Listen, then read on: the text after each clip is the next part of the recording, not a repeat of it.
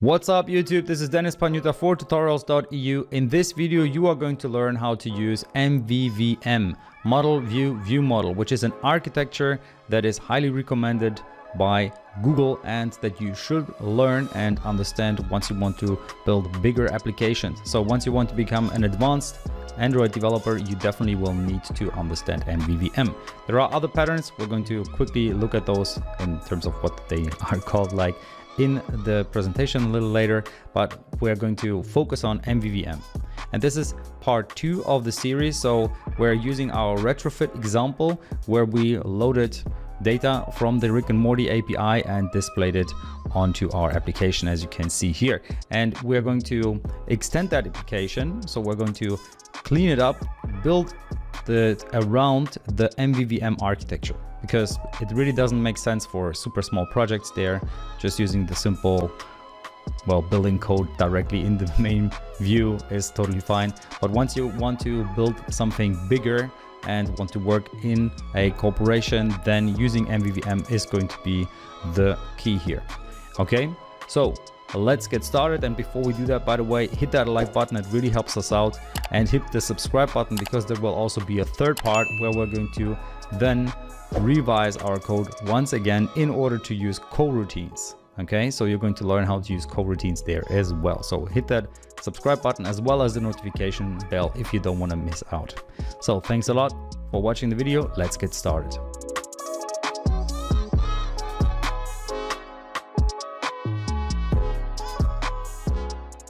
Alright, so let's get started with a beginner's guide to Mvvm. It is very important that we follow a particular architectural pattern when developing our Android applications to promote easy collaboration, code reusability, and ease of refactoring, as more feature changes are introduced into our project. There are various existing Android architectures which include MVC, MVP, MVI, Mvvm. Well, we will be discussing Mvvm, the architecture. What is it and how it helps us develop easily maintainable applications? And by the way, Mvvm is an acronym for Model View ViewModel, which is an architecture recommended by Google for developing Android applications. Mvvm encourages separation of concerns, and in this case, making sure that the business logic is entirely separated from the view. So let's look at the 3 parts of Mvvm. So Mvvm stands for Model View ViewModel. Okay, so the order here, however, is the model feeds the view model and the view model feeds the view. So the view, this can be either the activity or fragment. It observes data from the view model and should not contain any data logic. It is only responsible for displaying the data and handling UI interactions. And then we have the view model. This is the connection between the model and view, and it survives configuration changes and should not contain any Android frameworks. And then finally we have the model. This is responsible for handling the data logic and should not know about the views, but rather communicate with the view model.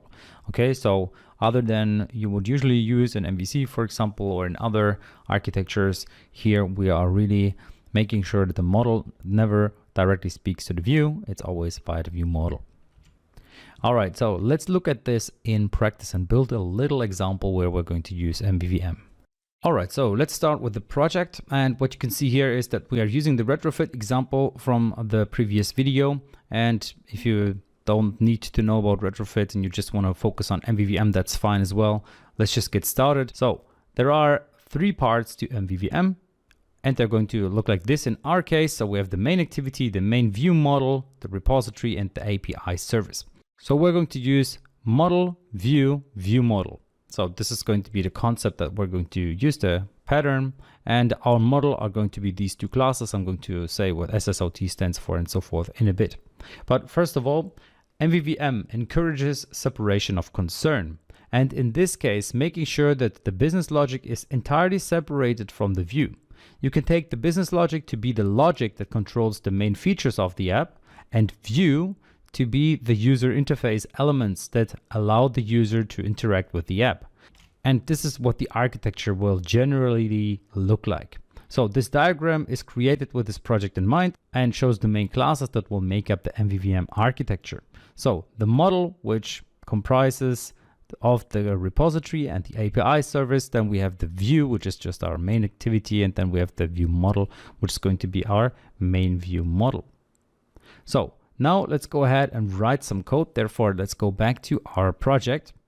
And here we're going to create a new class, which will be the repository class.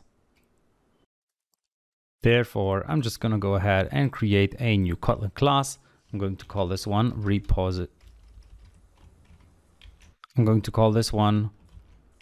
repository. So the repository class is usually the single source of truth. So the SSOT in a project, for instance. So if you are going to be depending on two data sources, let's say an API and also a local database, then this class serves as a mediator between the two sources and knows where to get the data from, so that the view model is solely responsible for making the data available for the view to observe. Okay, so let's go ahead and create this repository class. It will require an API service. So let's pass it to it. So here you will need to import the API service class. And then inside of it, we're just going to have one method that will call the fetch character method from the service class. So here, get characters, it will require a page, and it will call the API service fetch characters page. So here, this one that we had built up in the last video here, this fetch characters. Okay, which basically loads the data from the API. So in this case, we're only fetching the data from the API with no implementations of a local database. But it is still important that the view model has no direct access to the data source to maintain separation of concern and focus on providing data to the activity. So you're learning something about Android app development in this video, and maybe you want to learn a lot more about it. Then you can check out one of my two courses. So if you are a beginner Android developer, then I would highly recommend to check out my Android Masterclass course. There you will learn to build Android apps from scratch and you become a real Android developer. Or maybe you want to become a better Android developer because you are one already and you want to become a real pro. Then I would recommend to check out the Jetpack Masterclass, because there you will learn how to use Jetpack, which is a suite of frameworks that will make sure that you are a senior app developer. All right, so I would really recommend to check out those courses if you want to step up your app development skills very quickly. You can find a link in the description below, which will send you to the course with a huge discount. All right, so thanks a lot for checking out those courses. This really helps us out and this enables us to create these videos. Either way, I wish you a nice journey to becoming a great app developer. And now let's get back to the video. So now, before we use the view model class, you have to add a couple of dependencies to your project in your build.gradle.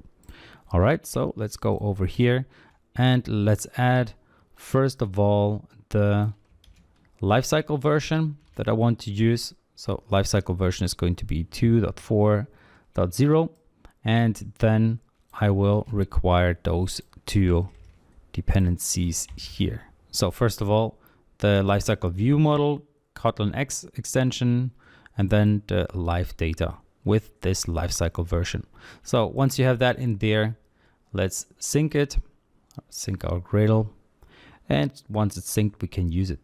As you can see, we also added the live data dependency because the data needed by the activity or fragment needs to be observable. And live data is an observable data holder that will be responsible for updating the data to the main activity anytime it changes. So observable basically means that there is something that is observable, and then there can be a bunch of observers or subscribers that are just waiting for the data to change. And once it's changed, it will inform everyone who is observing it, or everyone observing it will see that there is a change and then will take that change and, well, change the UI, what appears, for example, and so forth. So now let's go ahead and create our new main view model. Okay, so here, what we're going to make sure of is to create a new Kotlin class. I'm going to call this one main view model. So this class will inherit from view model. And accordingly, of course, it will require to import this namespace up there. And then I'm going to pass in the repository to it. Okay, so that's going to be quite important here as well. Let's make sure of that. First of all, I'm going to pass in the private val repository, which will get the repository from our API client. So we need to import the API client using our API service. Okay, so now we create a private mutable live data variable of type list of character and call it characters live data. So we can modify the values we need, but only within this class. And this is why we're making it private. So let me add that. In order to use mutable live data, you need to import the mutable live data namespace. Okay, next we create a getter for the mutable live data with just the live data data type. This way, the variable cannot be modified outside of the ViewModel class because live data is not mutable. Okay, so let's make sure of importing live data here as well. Now let's create the fetch character method, accessing it through the repository this time. Okay, so let me create a new method in this main ViewModel, and we assign, and let me close that here. So we assign the get characters from the repository, which we created in the constructor, to a variable, and then we create a callback from retrofit overriding the response on failure.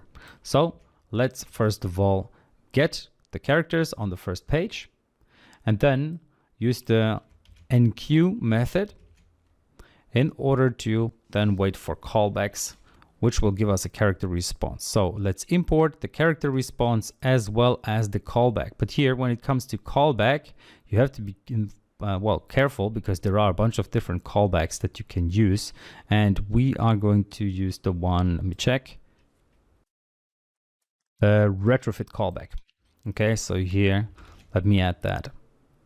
And then this object will require you to implement its members. Okay, so we have this object, and what it can give us is going to be a response. So there is this onResponse method which we need to implement.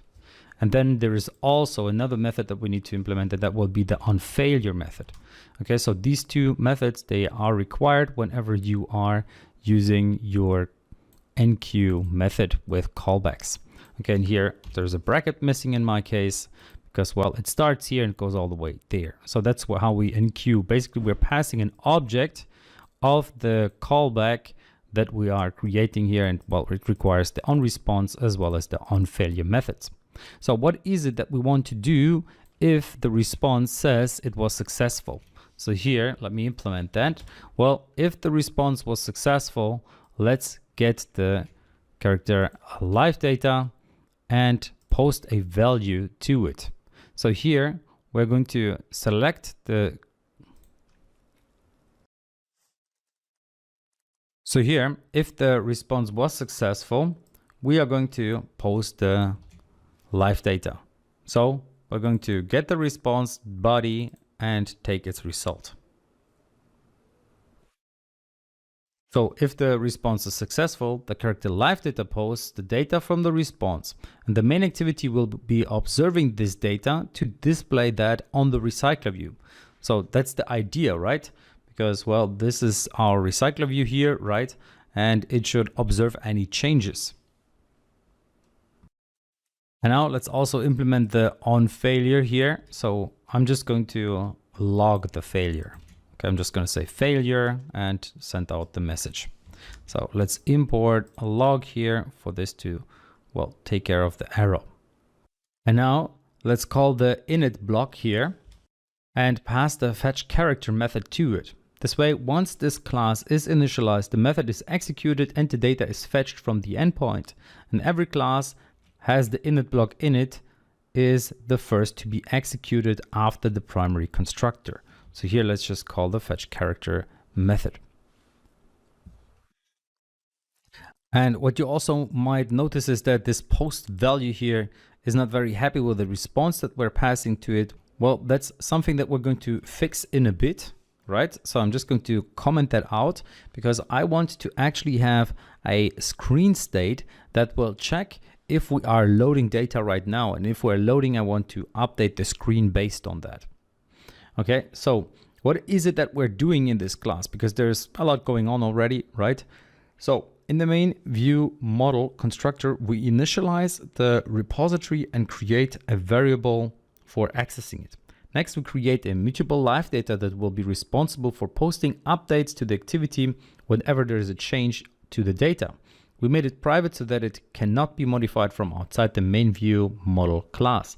Instead, we created a getter for it, so it can only be observed and not changed because live data is not mutable. So here, this is the getter that I'm talking about. Then we create a fetch character method and process the response. We are basically doing the same thing we currently have in the main activity, but instead of accessing the API service directly, we get it from the repository. So now in the callback, when there is a response, we check if it's successful and post the data from the response through the character live data. And then we execute the fetch character method in the init block, since the block is executed once the class is initiated. So now let's clean up our main activity and observe the data that has been posted by to the live data here in this post value that we're going to fix in a bit. So let's go over to our main activity here. And first of all, I'm going to create a lazily initialized main view model here inside of our main activity. So private val view model, and I'm going to use my main view model for that as the format. And I'm going to use by lazy here. What that means is that the view model gets initialized only once it is needed. All right, and then in here, I'm going to use the view model provider. I'm going to pass this, which means the main activity, and I'm going to get the main view model class. And now we need to make sure that we get rid of this whole code here because, well, before that, we were taking care of this whole callback inside of our onCreate of the main activity. So we didn't separate. We basically took care of all of that stuff inside of our main activity, and the main activity is the view, and the view should not take care of that. The view should only take care of things that should be displayed to the user. So here, instead, what we can do is we can now go ahead and just use our view model to observe the character live data. So here, character live data, observe with this, and then here we're using a lambda expression. So the observe method takes in two parameters, the owner, which is going to be this, and a lambda, and the owner here is the activity. So we can use this as for the first parameter, and the lambda, which is the observer, as the second parameter. So here we basically move the code initially set up by the recycler view into the lambda and pass it in the characters and the main adapter. And here we just set up the main adapter. Then we get the recycler view via its ID.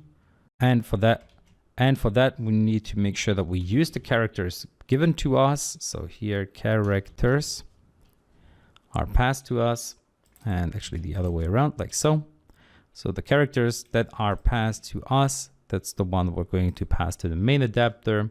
And then we just set up the recycler view so that it uses the right layout. We're going to use the staggered grid layout as well as the recycler view adapter. And now when it comes to this character's error that we're getting, it has to do with the character live data that we get from the view model. So let's figure this out, because this is quite a good, well, challenge, I'd say. Because if we look at this character live data, we get it from our live data character in the main view model, right? And here it's using a list of character. But this character that it's using is the Java lang character, even though I wanted to use my own character class.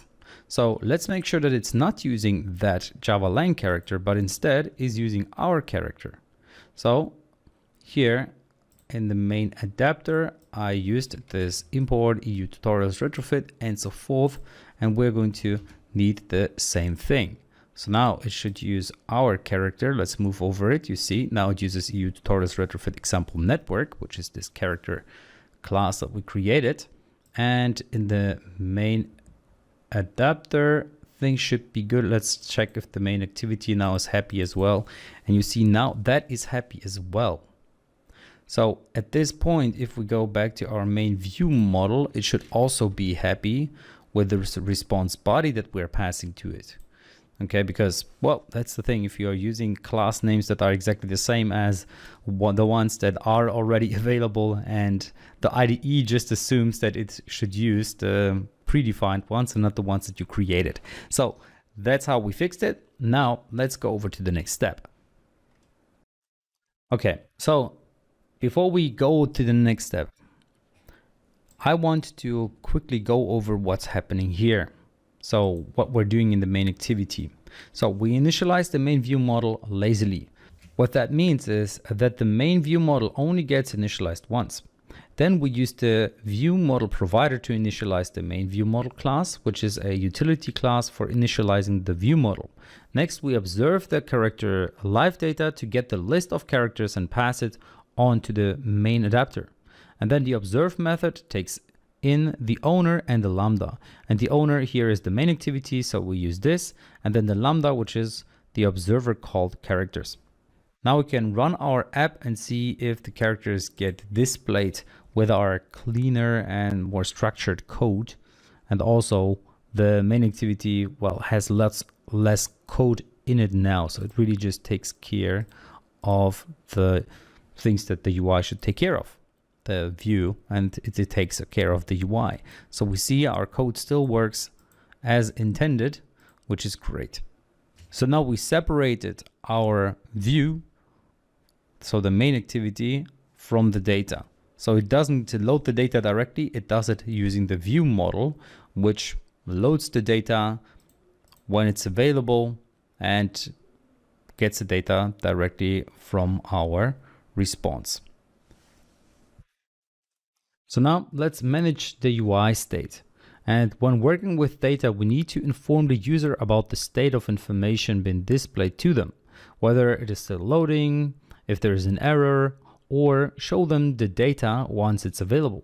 So let's implement a class to help manage the state of the data that has been fetched from the API. So I'm going to create a new class called screenState, which will be a sealed class. So let's go ahead, create new class, and I'm going to call this one screenState, which will take care of the state of the screen. And I'm going to make it sealed like so that it cannot be inherited from. So we create a generic sealed class with two nullable parameters. So it will be generic. If we want to make a class generic, well, you use less than sign t, greater than sign. So now it's a generic class. And this is the type parameter here, which basically makes it generic. Therefore, it can be used to represent various types. Then we are going to pass two parameters. So the first parameters should be of the type t, and the second one should be of type string. So here we get the t, and it can be null, so it will be null and it will be a nullable, and then the message itself, which will be a nullable string, which we set to null by default as well. So we can overwrite this data, but if we don't, it will stay null. So now let's create a subclass and call it success. So inside of the screenState, I'm going to have this subclass, and this will be used once the call was or the response was successful. And now let's create a second subclass, which will take care of when the state is loading. And then finally, let's take care of an error subclass. So this one will take care of when we get an error. So to summarize it, here we create a generic sealed class with subclasses representing the states. A generic class is one that the type can be specified at the point of use. So the type parameter t makes it generic and therefore can be used to represent various types. Now let's modify this for the main view model to actually use the screen state. I wanted to display when there is, well, the screen is loading or there was an error or something like that. So first of all, let's wrap this mutable live data list with our screen state. Okay, so here I'm going to add the screen state like so, screen state, and I'm going to pass the list of characters to it like so. And now accordingly, we need to make a change here as well. So the live data will also use the screen state and pass the list of characters to it. So now that we have our getter and we have everything set up, let's post the loading state before we enqueue the callback for sending the request. We post the loading status to indicate the loading state.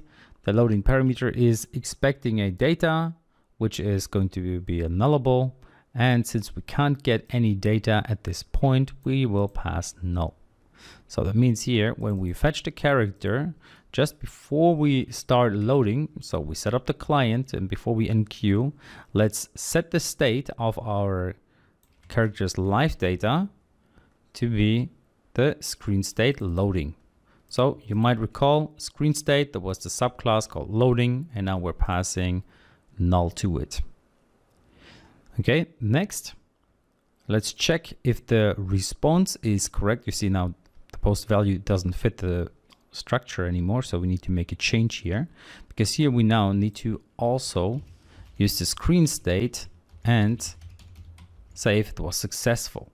So if it was successful, now let's pass the list of characters and the response here. Now for this to work, I need to make a quick change to my live data. So this character live data that I'm using is going to use a nullable here. So I need to make that quick change, adding the question mark here. The same needs to go for the private live data here as well.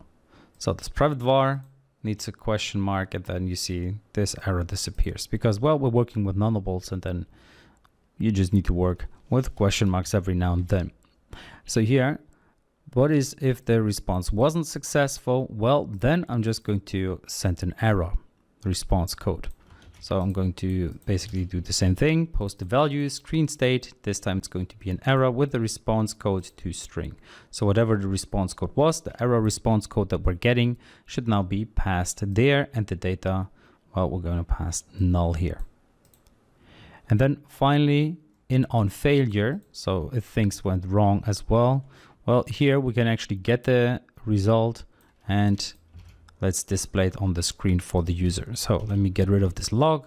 You can of course leave it in there, but now we're going to post the error directly as well here with the message to string. Okay, so let's sum it up real quick. So in the main view model, first we make the live data hold the screen state instead, and then pass it in the list as a type to the screen state. Since the screen state is expecting a nullable, we add the null question mark, as you've seen, to it. And then we use the different states by posting the loading state just before the request is enqueued. So we do that here. This is the loading state. Then we're loading, trying to load it. If it was successful, we show the success. If it wasn't successful, we show the error screen, and then on failure, we show the error screen as well. So now we need to check for these conditions, and when observing this live data in the main activity, because the main activity now still doesn't know about the screen state stuff, or at least it doesn't do anything about it. It also isn't happy about these characters anymore. So let's make a couple of changes to our main activity, because now in the main activity, I want to have another method that will take care of the response that we're getting. So let me create a new method that will take the screen state and do something based on it. So here, process character response. It takes the state, which will be the screen state, which contains a list of characters optional. So here I'm going to check when the state has a certain condition. Let's say the state is screen state loading. So is screen state, and here the loading. So while it is loading, do this. And here we will then later on add a progress bar. So to do add progress bar. Okay, and then if the state is not loading, let's say it is success. So here, if it is success, then we want to load the adapter. So basically do what we have done here. So let me cut this piece out here, and actually it will look a little different. So we still will need to get the adapter, but let me get rid of this whole surrounding stuff here. Basically, we will check if the state has data, meaning it is not null. And if that's the case, then load it. Now, of course, the characters will not be what we're passing to the main adapter anymore, because it will be the state's data. So now at this point, our main adapter won't be very happy. So here, let's change the main adapter. Well, it still thinks we want to use the characters here, this other character. Let's fix that in a bit. Let's also take care of the final screen state here. So if the screen state is error, then, well, we can display an error.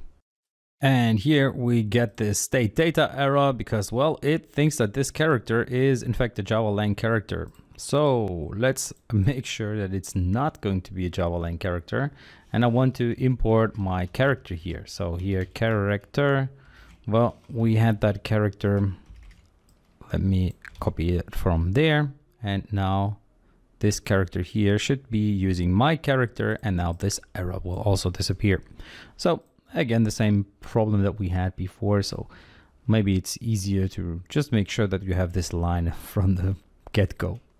Okay, so what did we do here? Well, okay, so then there is just missing that we are actually observing the live data. So let's make sure that we observe the live data here as well. View model, character live data, observe the state of the, well, and then we're calling our process character response, which will take in a state.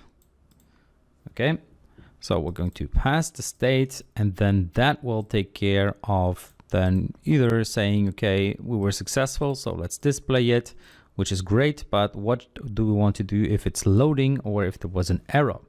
Well, for that case, I'm going to just add a progress bar to my application, and that will be inside of my resources here. So in the layout activity main, so here I'm just going to add a progress bar here, and I'm going to make it invisible, which means the Android visibility should be set to gone. So this is just going to be here a little progress bar that will display, well, we're waiting for something. Okay, and something is loading. So that's what we're setting up here. So going back to our main activity in the process character response, in the loading part, let's make sure that we are actually making this thing invisible. So this progress bar invisible. Therefore, I'm going to set up my progress bar using find view by ID. Here, I'm going to call this thing PB, standing for progress bar. Find it by its ID, and I call it progress bar. So if you check it out, it's in fact this thing here. So it has the ID of progress bar. Now you could give it a more descriptive ID, that would be fine as well. So when it's loading, so when our screen state is loading, I'm just going to make sure to make this view visible. So this progress bar visibility set to view.visible. So you're learning something about Android app development in this video, and maybe you want to learn a lot more about it. Then you can check out one of my 2 courses. So if you are a beginner Android developer, then I would highly recommend to check out my Android Masterclass course. There you will learn to build Android apps from scratch and you become a real Android developer. Or maybe you want to become a better Android developer because you are one already and you want to become a real pro. Then I would recommend to check out the Jetpack Masterclass, because there you will learn how to use Jetpack, which is a suite of frameworks that will make sure that you are a senior app developer. All right, so I would really recommend to check out those courses if you want to step up your app development skills very quickly. You can find a link in the description below, which will send you to the course with a huge discount. All right, so thanks a lot for checking out those courses. This really helps us out and this enables us to create these videos. Either way, I wish you a nice journey to becoming a great app developer. And now let's get back to the video. Accordingly, of course, once the screen state says it was successful, I need to make sure that I'm making this view invisible again. So I'm setting the view gone for my progress bar here. Accordingly, of course, in my error state, I'm going to also make sure that this view is gone, because well, before it was loading, right? And then I'm going to get the root view from my PB, which means the parent. And inside of it, I'm going to display a snack bar. So here, let me import snack bar, which will basically then display the error. So it takes in the view in which it should be displayed. So I could say this, but I will make sure that I'm using the right view, which is our activity main XML. So here, with this line here, with this root view line here, I'm basically saying, hey, tell me in which view you currently are, which is inside of this main activity XML file. And then we're passing this view and we're passing the state message. So whatever the error was or whatever, if you look at the state here, in the error case, we also get the message here. And that's the one that we are now passing onto our snack bar to display the error. So that is pretty much it. You can see that our main activity is really taking care of only view things. Our view model is taking care of connecting the view to the model, but not directly, but indirectly. So you see, we don't have an error here. It loaded perfectly. Let me turn off Wi-Fi. Let me actually go into the airplane mode and refresh the application or reload the application. Let me terminate it entirely. Well, there was a loading screen really quickly. As it seems, it ignores my airplane mode. Let me turn Android Wi-Fi off. Well, it doesn't seem to want to do it. Either way, let me rerun it.